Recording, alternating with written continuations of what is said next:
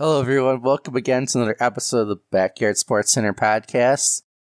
I am here along with Wizard. Hello, everyone. Ready to get into some BBOL Humongous League playoff preview discussion and kind of like end of the season recap. So we just finished week 11 a few days ago, and the playoffs are now in full swing. There hasn't been a game yet, but I know there will be at least one game tomorrow.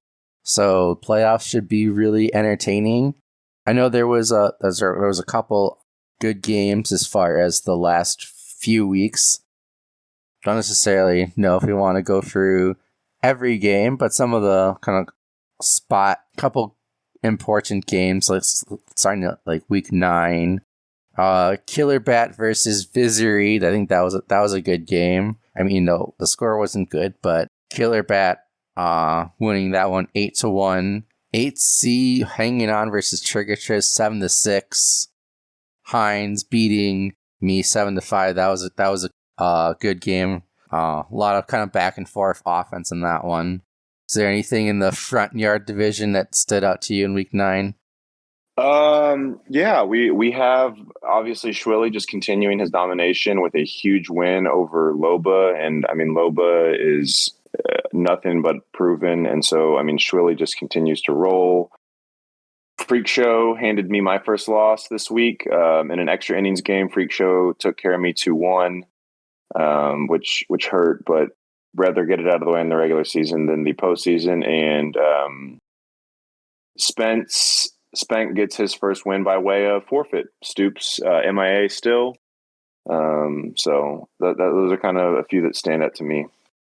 Okay, let's look at week 10 backyard division. Hines continuing his second half push.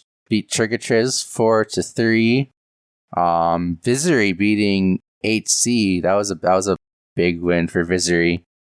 Mm-hmm. I think those are the ones that stand out to me for week 10 in the backyard division. Week 10 over in the front yard, Loba bounced backs with a big win at home. Hangs a goose egg on Personizzle, takes that one 8-0. 2 forfeits. Don't know what happened with Pepsi. I don't know. It seems like he has computer issues frequently. So 2 Stoops still gone. Pepsi also forfeits, giving Will again a win. Other than that, not a whole lot consequential here. No really close, not a single close game in this one. So just 2 forfeits. And then last week of the season, Killer Bat versus Manitou, which we did stream on the Twitch channel, I believe, and that was a really good game. When it's extra innings, Manitude gave Killer Bat all he could handle and then some. It just came up short in extras. That was a really good game. And then me versus Jaker, 7-5. That was a little bit closer than I would have liked. Almost blew it, but I was able to hold on to that one. Nice win for Ivan King to end the season. Love to see it. Then another game that we streamed on the Twitch channel was Orlando Stars versus Hines. That was a 1-0 game in extra innings as well. And Hines pulls that one off in extras 1-0. And that game was big for the final standings, which we will get into in a few moments. So week 11, 2 forfeits. Stoops had been announced that Stoops' games were going to get forfeited. They're on. Pepsi, another forfeit. Again, I was kind of absent, so I don't know what happened. But some big time matchups. 3 big time matchups here. All 6 playoff teams facing off against each other. Loba, who is we'll get to that. Loba takes Raja's 4-0 at Playground Commons. So Loba back-to-back big-time wins there. And Raja's being a playoff team, so big-time win for Loba there. Freak Show 5-3 over Willigan. Willigan puts up 3 there at Parks, but Freak Show gets it done. And then Schwilly giving me my second loss 5-1. So Schwilly, strong finish to that season. And then A real tight one with DLW and Spence. Spence puts up strong 4 runs, trying to get a win in a played game, but DLW takes that one. But kind of a strong finish to the season there for Spence. So I love to see it. Yeah, I think Spank he's been playing a little bit more side or scrim. So, and he also has I think he kind of has Killer Bat training him a little bit. So you got an advisor. Yeah. Wonder what he's paying him. I don't know. I guess that'll be. You'll have to imagine. I don't know. Yeah. Maybe in Ahmed Khan's headphones. Oh, be careful though. I've been seeing this thing where people have the dents in their head. These gamers, you seen that, Nate? No, I have not. It's from wearing headphones for so long. These like gamers that are gaming every day for multiple hours. They're shaving their heads and they've got like a dent valley in the middle of their heads. It's wild. I've never seen that. That seems kind of. I'll have to Google it when we're done here. It seems kind of scary, is what it seems. So what is it called? Gamer forehead or something? It's the top of their head. Just look up like gamers dent in head, and like a bunch of them are shaving their head, and they've got like their skull has changed shape. It's wild. Is it like the top of the head? Yeah, the top of the head. It has like a divot in it, like a ravine. Oh wow, that's crazy. Yeah, you see it? Yeah. So I've never been a big over-the-ear headphone user, and I don't game online crazy like that, but they always hurt my head back in the day, like Beats by Dre. So I just use AirPods now, but y'all watch out. Yeah, I'm using a headset right now, but that's just because it has a mic on it too. Yeah. Mm-hmm. I mean, I for sure have before, so. Yeah, so hopefully I don't start having a dent from recording all these podcasts. You guys, make sure we subscribe so that if Nate has a dent, he can get it fixed. Yeah, I need the dent fund. Yeah, the dent fund. Yeah, that's it. Yeah, really quickly before there was during the second trade window that we had after week 8, I believe there was some pretty important trades. Probably the biggest one was HC sending the Webbers away, and you got Davey and Anna, I believe, in return ultimately. That's kind of a win. Anna with the stamina is a little concerning, but that's kind of deterred me from using her over the years. But I love her kit. She does everything well. That stamina is a little tough, but I think those are good pieces for HC down the road. And the Webbers are proven solid players, but I mean, both Anna and Davey have home run power, and I know that he's been looking for power bats at each of these trade deadlines. So that's a big time get for him. And they're not elite power bats, but they definitely have the power to go yard. It also gave up Juan, I believe, yeah, and got I wonder if he just didn't like Juan. I don't know. I really like that kid. He's solid. I had him in 01 or in RBBL this year in 01, and I didn't find a ton of like power success with him, but he's a menace in the field. He's fast enough to range to balls. I mean, he's not elite, but in the line drive bat, I mean, it's legit. That's how I used him, and it's legit. You know, I got Luann Louis as another trade pickup there. So HC's roster really got revamped during this trade window. Looks like the Cardinals and Swilly also had some changes to their roster as well. Yeah, we got to see that in action, and we didn't like it. Yeah, Swilly now's got Sally Dobbs. The boss. Yeah, Swilly has like a really good roster. I'm surprised that like everything. I mean, obviously you got Angela, but he's one of those Angela whisperers that just seem to make her work. Dude, he painted with her when we played, and one thing that Sally does for him, because who did he give up? Oh, he gave up Yvonne, which is that Sean Green in 01, Nate? Yeah.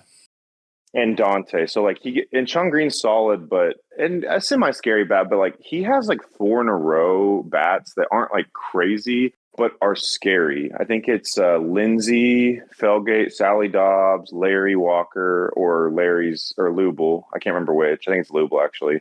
And there's one other, and it's like Stan.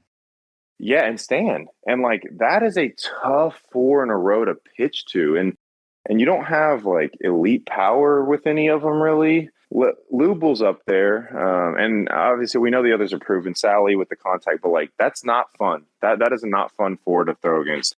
And Dom Lowe played a hell of a second base for him in our game. Yeah, second base is definitely there's a lot of different opinions on what kind of player you should place there. But if you have a good one, it can be annoying. That's for sure. It's tough though, because it's just one of the places that you can even remotely hide somebody, and it can come back to bite you. But it's just kind of like pick your poison on where you want to try to hide somebody who maybe isn't a real strong defender. Yeah, that is true for sure. Then the other playoff team that made some pretty big changes was Matitude got one from the Fishes, and believe got Wing Quan from Jaker. That's solid. What did he give up? Gave up Mo Vaughn. I know. Yeah. And Louis. Yeah, Mo and Louis. And I mean, Wing is like Luann-ish. And, you know, Mo with the height and the bat is nice. I don't know who he has playing first base, but Juan is an elite defender. And the bat, you're not losing a ton of bat from Mo to him. So I like that for Matt. Yeah, I like that too, because now Ernie can play first base. Because when I played him in week 1, yeah, because he kind of had 2 first Ernie was kind of like, where do I put him? Kind of like it was some even like during the game. I remember like he was like moving Ernie all over the place trying to figure that out. So now Ernie can use that height. Outfield, third base. It was all over the place. Yeah, I'd probably throw him in the outfield, but I mean Ernie's just a first baseman and an elite one at that. Mm-hmm. That 4 height. And fast enough to make plays. Yeah, that is for sure, especially at home with the boost.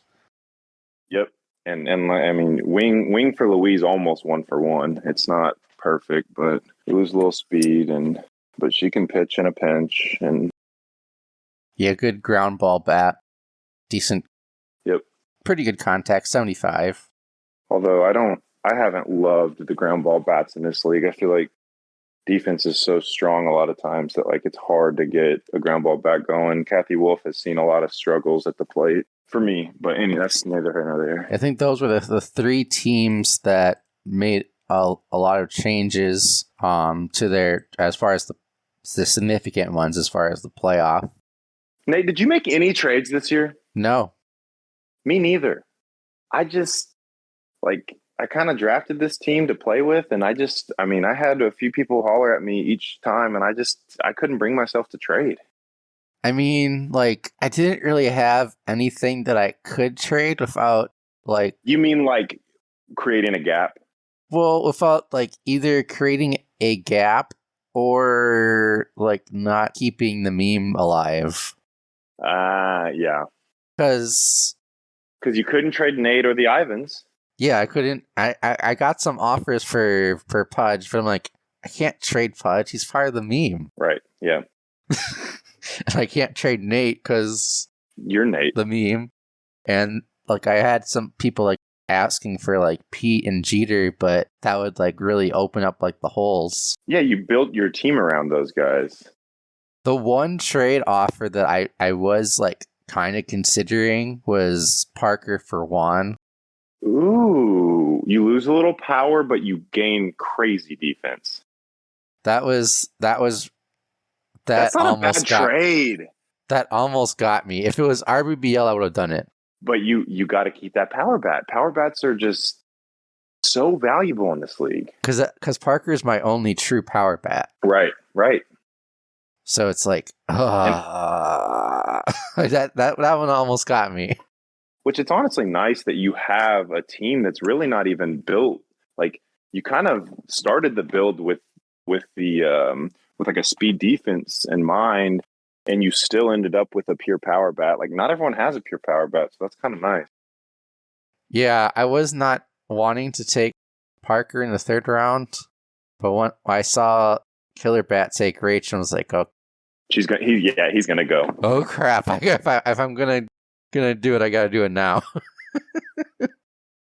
But yeah, that was. I ended up not doing any trades. The only real trade value or people I could have traded was Dimitri or Hillary, but I didn't. There was anything that I really liked in return for those players, so I ended up not trading anyone. But that's how it is. And but yeah, neither of us made trades. Maybe next season. I had one trade request for George Coleman, who plays right field for me and hits ninth. But it was somebody who I could have drafted over him. Like, I made the decision. I can't remember who it was. So I was just like, I would have just drafted that person if I wanted them. And then I had offers for Lisa, multiple offers for Lisa at each deadline. And she's the only player on my team that can play first base, and she's just solid. I was like, I just told him, like, I can't give her up. I have a bunch of 2 heights and her. Like, she has to.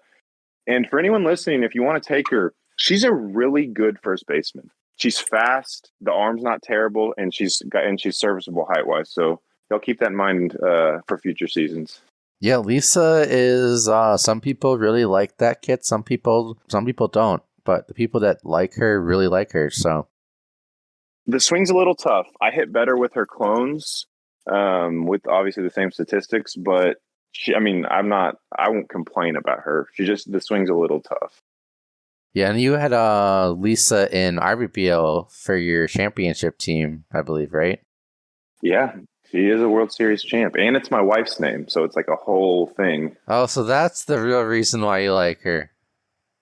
Yeah, and my wife's kind of a mad dog too. So does your wife know about Lisa Crockett? Well, she does kind of. Like, I explained it to her, and that wasn't the reason I took her. And we won't get into the weeds. That was a whole. No, yeah, she knows though. She knows I had a Lisa. And Ricky, which I'm so stoked because Ricky, and again, I won't get into the weeds. Ricky is my favorite backyard kid. And so that's obviously on the record in my introduction in the RBBL server. And so getting to win one with him was pretty special. I thought you were going to say something else. What do you think I was going to say? I don't know. I thought you were going to say you're going to name your kid Ricky. No, when I announced that we were having a kid, some people went in like, you got to name him this. You got to name him this. Like, just like stupid name. I think Chico might have come up. I can't remember what else came up. The kid will not be named after a backyard kid, though. I can assure you all that. Well, there's a lot of names, so there's a good chance that like it will be a name that's related to somebody. Yeah, you're right. There is a chance. There's a ton of names. Yeah, because I mean, there's like 200 some names. Yeah, with 252, and like some of them got changed from 01 to 03. So if you include that, it's probably at least 275 maybe. So being named Jared, I'm a JJ, Jared Jameson. My family, like, ton of J names throughout my family. Both my parents are J names. So, like, there's a ton of J names throughout my family, my dad's side, the James.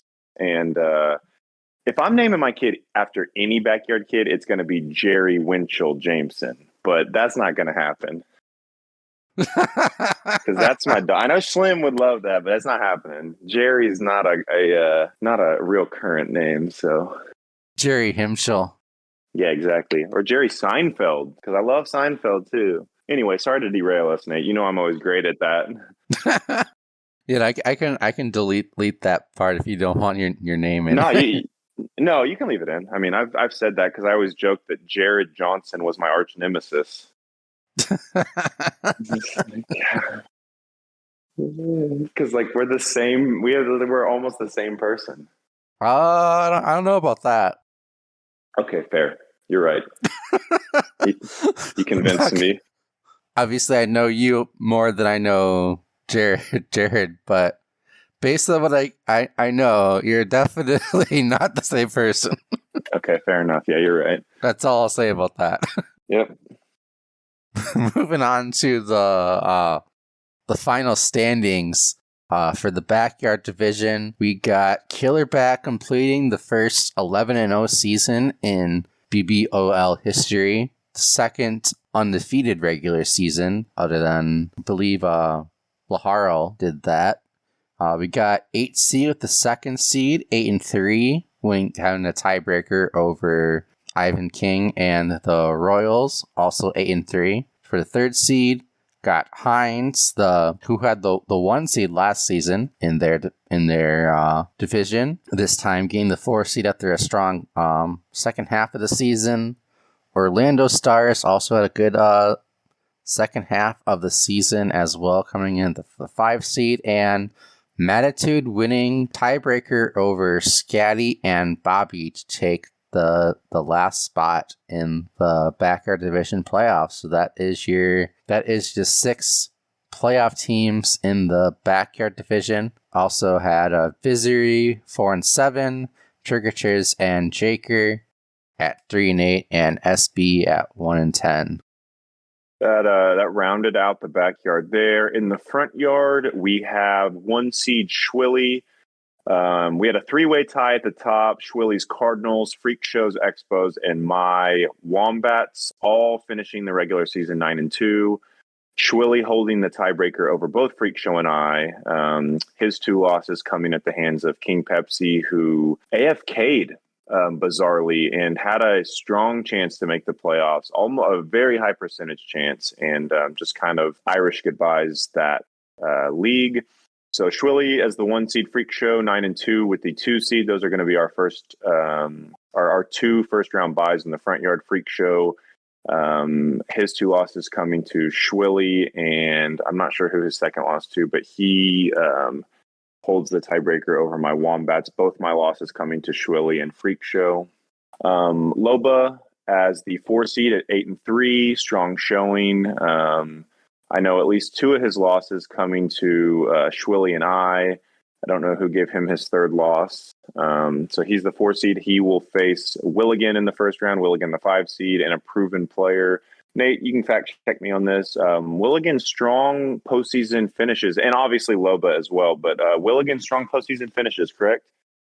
Oh yeah, last season, yeah, Willigan did pretty well. Something is in that bloodline between Willigan and Killerbat. I don't know. And that's going to be a banger of a first round matchup between Willigan and Loba. And it ain't much, but it's honest work for the Blue Jays there as the 5 seed. His Rangers slip in as the 6 seed with Pepsi's AFK. I don't know if they played or if he got that win on forfeit, but Raja's the 6 seed there, 6-5. Pepsi also finishing 6-5, but just missing the playoffs. On down, we had Personizel with a strong season at 5-6. DLW and Epstein both 3-8.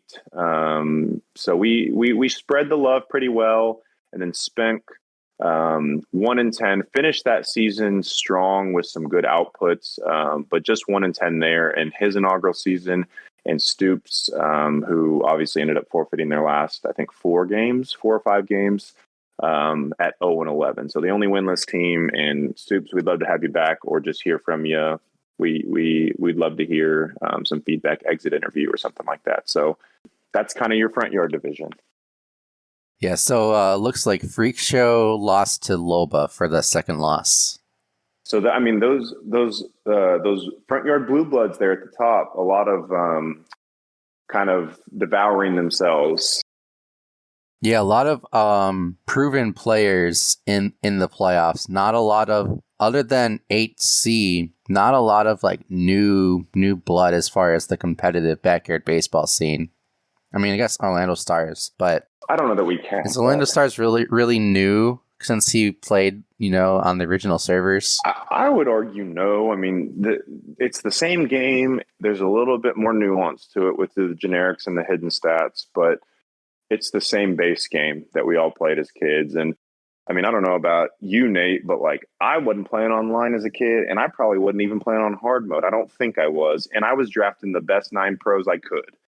So it was more, I mean, it was a learning curve for me, and our BBL helped me with that. But like, I think Orlando Stars has kind of been there, done that. But I'm glad to see him back on the scene and getting all this new information for him too. I always played on hard when I was a kid. I didn't play on T-ball, I know that, but I don't remember if I did or not. I really just don't remember, but I know I did T-ball occasionally just for the fun of it, but I mainly played on hard, and I was winning. I was doing pretty well as a kid. Were you drafting all-star teams? A lot of the time, yeah. I mean, and even some of these people, like, I'm jealous of them. I think maybe it was a competitor in me, but I wasn't playing with kids like Lisa Crockett or Ronnie Dobbs. Like, I was drafting the same 9 dogs every time or close to it. Like, I'm taking Jeter and A-Rod and Sosa and Bonds, even though I didn't know the Nerf existed, and Griffey. And I probably took a pitcher, but like, I'm taking dogs every time. Pablo, of course. So I think because I pretty much played 03 growing up. I didn't play 01. I was 03 mostly. So I think my team that I like, my go-to kind of like for 03 that I played a lot of was Pablo, Ahmed, Ichiro. Oh yeah, Griffey. I never took Sosa because he was on the Cubs, and I hated the Cubs. Oh my god, how can you hate the Cubs? So never take Sosa just because of that reason. Even though he was great. I always had Ichiro too. You got to have Ichiro. And I probably had Pete too. I didn't usually have Pete. Troy. Sean Green. Troy. Okay, sorry, I'm not judging. Chipper? I think I was a big Chipper guy. No, I think I might have had Jeter, Vlad, Richie Sexton, because Brewers. No reason you'd have him. I'm trying to think how many players is that now. Pablo, Ahmed. Okay, we're at like 13 now. Ichiro, Griffey. Troy Gloss. Troy, Sean, Sexton, that's, I think, 7. That's like a pretty, I mean, that's a little overpowered, but that's not overwhelmingly strong. And then I probably had, I remember liking Vlad a lot, so that's 8. And then probably for the 9s, who'd you pitch? I don't remember exactly. Oh, Nomar. Okay. Nomar was my pitcher. That was the team. You were bold. I wasn't taking anyone under 10 pitching back in the day. Like, if you didn't have 10 pitching, you're not playing for me. You're not pitching for me. I mean, I did take Randy occasionally, but I liked having 9 batters. So yeah, that was I might have to do a side season of that sometime with that team. Ooh, a throwback, like a nostalgia throwback season. Yeah, I like that idea. Yeah, I think that was the 9. And maybe I mean, that's a pretty strong team, so you could play on hard, but you might be able to have Jibbo or Vis. I mean, sorry, I associate extra hard mode with Jibbo. You could have Vis throw in some stuff for you if you wanted, or not. I don't know. Yes, but the thing is, like, it's not like taking like extra I didn't hard take mode. like necessarily the 9 best players. Those aren't the best. No, they're not. So yeah, that was my. I don't know if you remember my team, but that's your team. But that I'll have to. I'm currently doing it like a random, just like destroy the AI by a lot team, and I have like RBBL's giving you that trauma, so you just need to like really. Yeah, I have Sosa on that one. I have like Ichiro, Griffey, Sosa. I did take Troy on that one. Again. Oh my god! I never. So I would always go Ichiro, Sosa, Griffey, Bonds, Jeter, A-Rod, Pablo, probably Chipper, and then a pitcher. I think that was my squad. So probably Randy. Well, because then, yeah, almost always Randy or Frank. Because then I would play. I was kind of a Oh yeah, weird, Franco's a good like one. rigid kid, so I would play A-Rod at third, Jeter at short, Bonds in left, Griffey in center. I can't remember what I did because I had four outfielders. I might have played one of them at, or maybe I played A-Rod at second and Chipper, but those are pretty much my nine usually. Not Kendall. I wasn't taking a catcher because like Kendall and Piazza just wasn't, that kit wasn't good enough. Kendall I took sometimes, but it wasn't my like base. Mm-hmm. And I did take like I think like Frank and Nomar kind of like fluctuated 50-50, but I think I took Nomar slightly more than Frank. Mm-hmm. But yeah, I never took Sosa. Oh, you gotta have Sosa, and I grew up a Cubs fan, so like, and being a Brewer, I'm really an NL Central fan because I also root for the Cardinals. So like, I'm not against the Brewers either, and I loved when they had the Astros. The six teams was sick. Yeah, you're if you remember the Astros being in the National League. Come on, it wasn't that long ago. It's only been what 10, 12 years. Well, there's people like Pepsi weren't alive then. Well, LOL. Yeah, you're right. Yeah, it was super weird, Pepsi. Only four teams in the AL West back in the day. Gotta remember that. Yeah. So we. Well, back to the playoffs.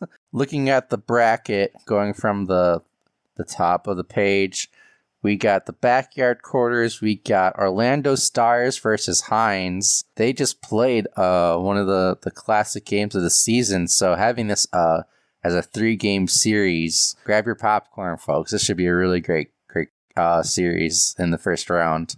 Nate, I think we have a lot of good wild card matchups. I'm super excited.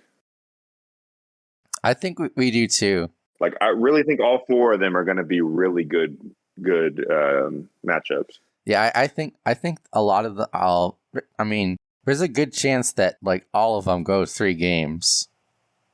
Mm-hmm. I would not be surprised if that happened, but I wouldn't be surprised if there were some sweeps in there as well too. Mm-hmm. Yeah, but Orlando Stars versus Hines, that should be a really interesting matchup. If I had, I do think that Hines takes this one. I think having the home field advantage, and I think Hines is starting to figure out the generics a little bit more with his getting his group back that he got from last season. I think he's on a mission to prove that last season wasn't a fluke, and I think he's gonna win this one in 3 games. I think I'm gonna take Orlando here. Orlando in 3. I know that Hines won that Week 11 matchup, but it was 1-0 at Hines home field, and I think Orlando just really caught steam as the year went on. He came in a little. I don't want to say underwhelming, but I think just like there was a bit of a learning curve getting back into the swing of things. And I'm going to take the sage wisdom of Orlando Stars in 3. I think the fact that Hines beat me is playing a factor. Of course. We're human, right? So I think that might be why I'm giving him the slight edge. We'll see. Orlando Stars, if either one of them won, I would not. It's kind of like any of these series. I could see literally anybody winning. Mm-hmm. It would not surprise me if any of the 8 advanced. I agree. And just for the sake of, to try to simplify it, either of those 2 teams, if they advance, will face Killer Bat unless Matitude advances. It says lower seed, higher seed. So Matitude, it's like the NFL playoffs. Matitude, if he advances, which we're about to talk about, will play Killer Bat. Otherwise, if you advanced, either of those 2 teams that win will play Killer Bat. I think that's how it works based off of how it's listed here. That's how I would understand it to be. I think it's like NFL. Yep. So our second backyard wild card matchup is the Matitude Mighty Melonheads. We love the alliteration. The 6th seed taking on your Royals, the Ivan King-led Royals. Matitude, the 6th seed. Nate, your Royals, the 3 seed. And you all playing so early in the season makes this one like not hard to predict, just kind of weird. Like so much happened over the course of the season. But I'm definitely taking you here, Mattitude proven player, but I'm taking you in 3, Nate. And Matt, if we start recording a podcast together, I can't get away, I'm definitely more likely to predict you. But I wish you the best of luck. I'm taking Nate's Royals in 3. I am going to not predict this one just because it's me. That's fair. I do think it goes 3, and me and Matt were joking that if it goes 3 games and the third game is tight, the winning RBI has to be either from Jomar or Ivan. I think that's not all but fair. So that would be really funny. Mm-hmm. Like it would just be like so perfect if I win in game 3 after a walk off from Ivan King. I think I would just go bonkers. Yeah, it would be poetic. Yes, it would be perfect. Then I was like, okay, you've done it. I don't care. That's it. I'm done. Season has been. That's it. We accomplished our goals. I mean, I've already accomplished my goals for the season. Yep. Ivan got a hit, and we won more than 3 games, and he pitched every single pitch. That's all you can ask for. So yeah, so that should be a fun series. Moving on to the front yard quarters, you got Willigan and Loba. This one is tough. I think this one is might be the toughest one of the 4 to pick. Both are really good. I don't know. Let's see who won the matchup in the regular season. Loba won 2-1 in week 4 against Willigan on the road. Mm-hmm. Yeah, on the road. I'll come out. I'm taking Loba here. Loba is so gritty, man. And Willigan, a huge win against Schwilly, one of his 2, and Willigan a proven player. But I think having those 2 games at home on cement with the big wall, I'm taking Loba here. I'm going to take Loba in 3.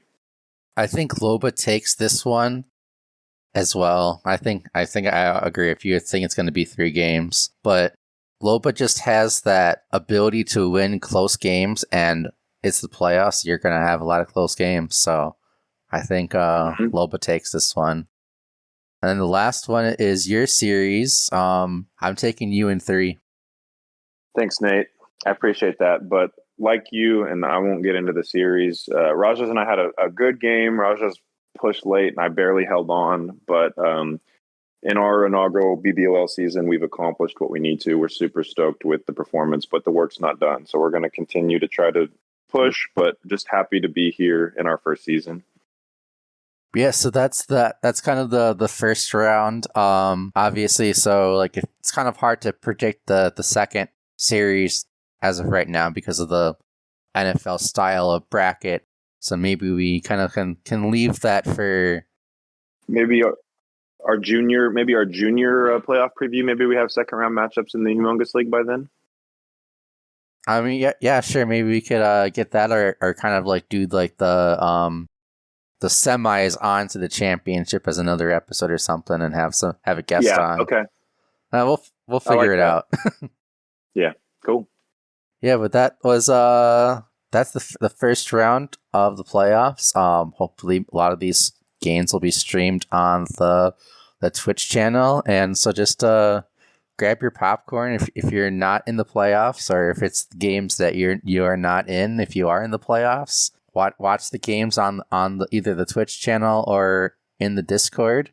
And for those of you that did not make the playoffs, there still is a lot of intriguing content to be had. We're trying to figure out exactly all the details, but I know some of you have known we've been talking about a promotion/relegation tournament for some of the players that are bottom of Humongous League and top of the Junior League. So that should be kind of interesting to see how that goes, and hopefully we'll have some more kind of like tournaments and ranked play while the playoffs and kind of in between seasons. So a lot of fun things to look forward to. Also, make sure you check out the scouting report. I know you were on last week, Wizard. How did you like that? I had a blast. Dottie is kind of a spoiler alert if anyone wasn't there and wants to catch it on the back end. Dottie from A League of Their Own, who I've had a crush on for a long, long time. So it was cool. It was a fun time. You kind of just shoot the bull with a couple guys, kind of just, scout them up, give them some backyard stats, and it's just a good time. Jibbo's a great host, and we appreciate everything he does for the community. And I think it's great that we're pushing out more content and more creative content and just trying to get more eyes and ears on all of our stuff. So I was super stoked to do it. Yeah, so make sure you check that out. I know that last one was on Wednesday, but I know he's kind of like every kind of Thursday night has typically been the schedule. So probably either Wednesday or Thursday night. So next week, make sure you check that out. Stay tuned for whoever the character or person be rating next. So that's kind of a sponsored, not sponsored. You're right. Plug for Jivo. Yeah, good plug for Jivo. Yeah, and if you guys have any ideas of any other kind of content that you would like to see, let us know in the comments or on either the Discord. So let us know any kind of suggestions or feedback that you guys might have. That will be greatly appreciated. But that's all we got for today. And we'll see you guys in the streams or in the next episode or in the Discord. So see you guys later.